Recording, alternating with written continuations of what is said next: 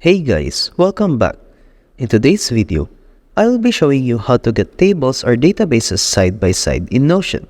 So let's get started. Create your databases. Create the databases you want to display side by side. For example, you can have one as a table and another as a gallery. Add two blocks by placing two blocks on your Notion page. You can create blocks by pressing Enter twice to add two separate blocks. Adjust block width by dragging the first block, let's say the orange one, so that the blue line is on the left side of the second block, which is the yellow one. Ensure that the blue line of the second block extends beyond the first one.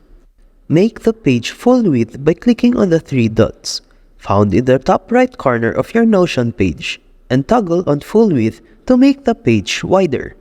Adjust the table widths by dragging the first database, let's say table 1, so that it fits under the orange line. Do the same for the second database, let's say table 2, to fit under the yellow line. Adjust width as needed. You can use the in-between area to adjust the width of the tables according to your preference. Remove unnecessary blocks.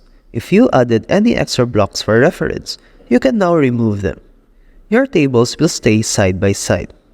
Now, you have databases side by side in Notion. That's it for this video. I hope this video helped you out.